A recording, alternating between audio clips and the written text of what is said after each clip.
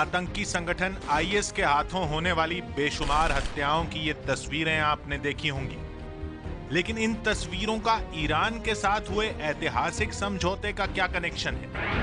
इसके जवाब के लिए आपको देखनी होगी ये खबर।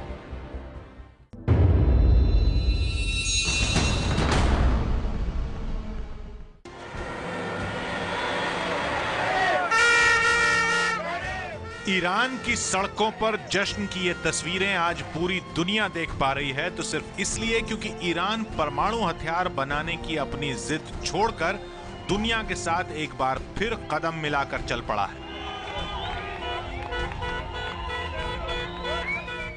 After 2 years of negotiations, the United States, together with our international partners, has achieved something that decades of animosity has not. A comprehensive long-term deal with Iran that will prevent it from obtaining a nuclear weapon. 14 जुलाई को हुए इस समझौते का असर दुनिया की राजनीति पर पड़ने जा रहा है, लेकिन इससे पहले देखिए ईरान परमाणु हथियार बनाना कैसे बंद करेगा।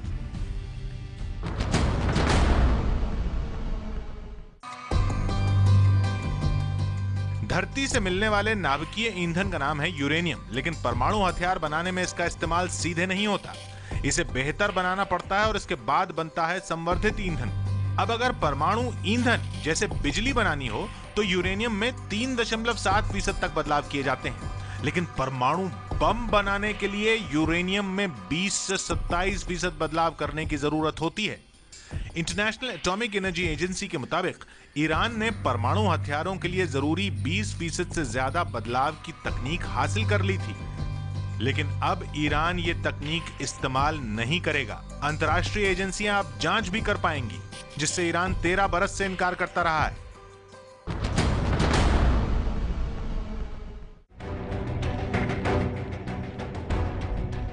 सीधा असर यह है कि दुनिया भर में अपनी बड़ी और विध्वंसक सैन्य ताकत का दावा करके बार बार दुनिया पर दबाव बनाने वाला ईरान अब कम से कम मानवता को मिटाने वाले हथियार नहीं बना पाएगा।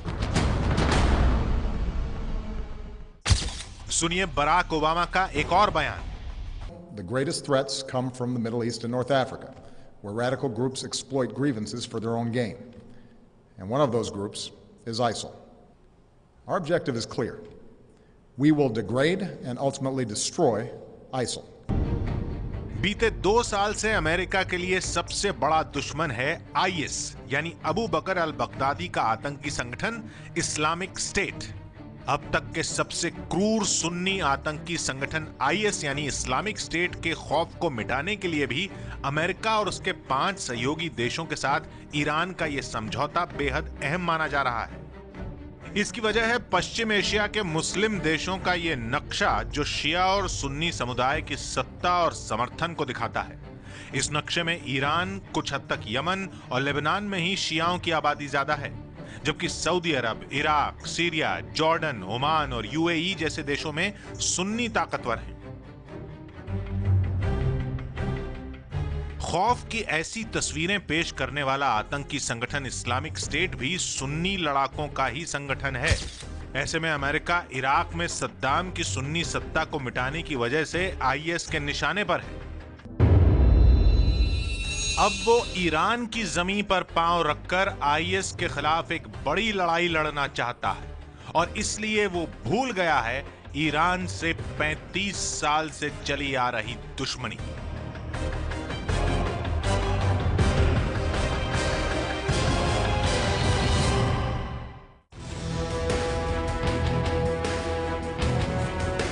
अब से 3 साल पहले यानी साल 2012 में उस दौर के ईरानी राष्ट्रपति अहमदीनेजाद ने पूरी दुनिया को सकते में डाल दिया था। ये तस्वीर ईरान के स्टेट टेलीविजन पर प्रसारित हुई थी, जिसमें ईरान के राष्ट्रपति एक परमाणु संयंत्र में मौजूद थे और दावा कर रहे थे कि ईरान ने परमाणु हथियार बनाने में महारत हासिल कर ली है।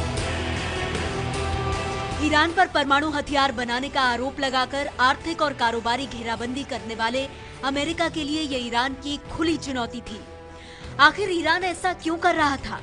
जवाब जानने के लिए 35 साल पहले उस दौर में चलना होगा जब ईरान में मोहम्मद शाह रेजा पहलवी का शासन था और शाह के दोस्त हुआ करते थे अमेरिकी राष्ट्रपति Jimmy Carter. Iran is an island of stability in one of the more troubled areas of the world.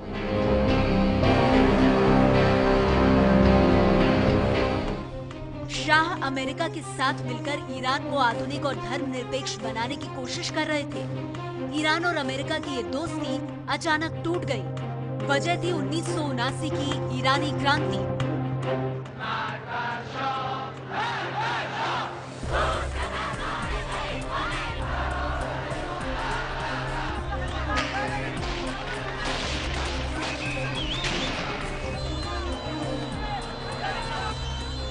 इस क्रांति में पूरा ईरान शामिल था और उसके नेता थे अयातुल्ला खमेनी, जो शाह के विरोधी थे और पेरिस में निर्वासित जिंदगी बिता रहे थे। आखिरकार शाह को ईरान छोड़कर भागना पड़ा और 2 हफ्ते बाद फरवरी 1979 में खमेनी तेहरान आ गए, एक हीरो की तरह।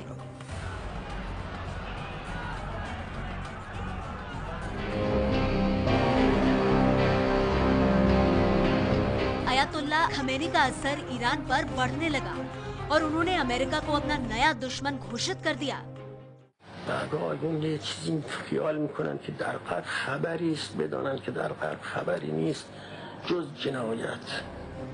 असर दिखाई देने लगा।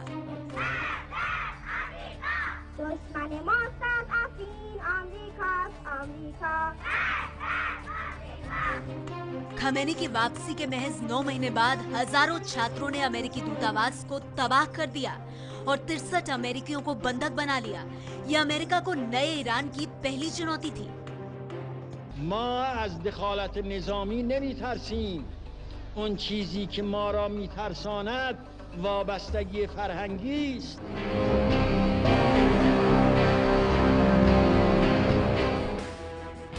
अयातुल्ला खमेनी साल 1989 तक ईरान की सत्ता पर काबिज रहे, लेकिन उनके बाद सत्ता में आए अली खमेनी की विचारधारा भी अलग नहीं थी। हालात और बिगड़ गए जब अली खमेनी की अगुवाई में ईरान ने आतंकी संगठनों को हथियार और पैसे से मदद करनी शुरू कर दी। दावा किया जाता है कि उसी दौर में ईरान ने अपना खुफिया परमाणु हथियार कार्यक्रम शुरू कर दिया था। तब तक अमेरिका ने इसके खिलाफ आवाज उठानी शुरू कर दी थी। यही नहीं, ईरान के बच्चे बच्चे के हाथ में हथियार थमा दिए गए और धमकी दी गई कि अमेरिका जंग छेड़ता है तो ईरान पीछे नहीं हटेगा। इसी तनाव के बीच साल 2005 में अहमदीनेजाद ने ईरान की सत्ता संभाली, लेकिन खमेनी ही सर्वे सर्वा थे। साल 2002 से साल 2012 तक अमेरिका बार बार परमाणु हथियारों का सवाल उठाता रहा और संयुक्त राष्ट्र ने ईरान पर कारोबारी प्रतिबंध लगा दिए। ईरान की हालत बिगड़ी, लेकिन अहमदीनेजाद का रुख नहीं बदला। इसी रुख के चलते अहमदीनेजाद ने साल 2012 में ईरान के राष्ट्रीय टीवी चैनल पर परमाणु बम बनाने का दावा कर दिया। पाबंदियां और कड़ी कर दी गई। आखिरकार साल 2013 में अंतर्राष्ट्रीय पाबंदी की मार से परेशान ईरानी जनता ने सत्ता हसन रूहानी को सौंप दी। अब हसन रूहानी की अगुवाई में ही ईरान ने परमाणु कार्यक्रम की जिद छोड़ दी है और माना जा रहा है इसका असर अब एक नई राजनीति में दिखाई देगा। ईरान और अमेरिका दोनों की दुश्मनी सुन्नी आतंकवादी संगठन IS से है और ऐसे में दुश्मन के दुश्मन भी दोस्त बन सकते हैं।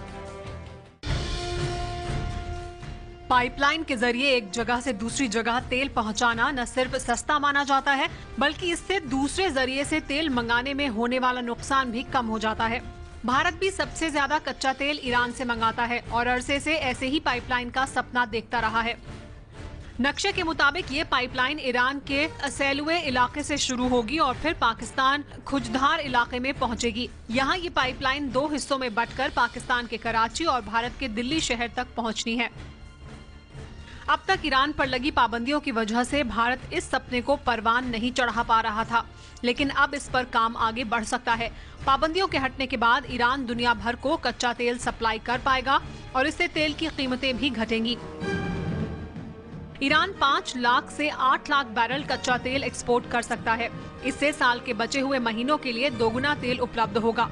कच्चे तेल की कीमतें करीब $40 प्रति बैरल तक गिर सकती हैं। तेल की कीमत में $1 की बढ़ोतरी से सब्सिडी में 6,300 करोड़ रुपए बचेंगे। खाड़ी के दूसरे देश तेल की कीमत चुकाने के लिए 30 दिन का समय देते हैं। ईरान बाजार में पैठ बनाने के लिए 90 दिन का समय देने को तैयार है।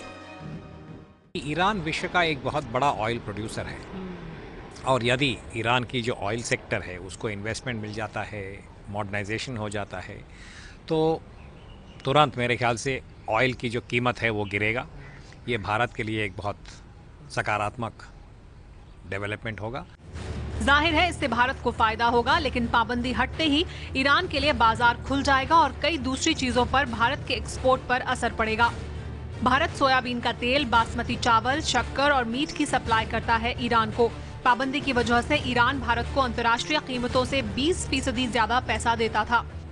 वहाँ पे कनेक्टिविटी, हिंदुस्तान एक चाबहार पोर्ट वहाँ बना रहा है, उस पोर्ट से हमारा सेंट्रल एशिया की तरफ सारा ट्रेड जाएगा, तो कनेक्टिविटी हमारी सेंट्रल एशिया को, ईरान गेटवे है सेंट्रल एशिया का। लेकिन पाबंदी हटते ही भारत की ये कमाई बंद हो जाएगी।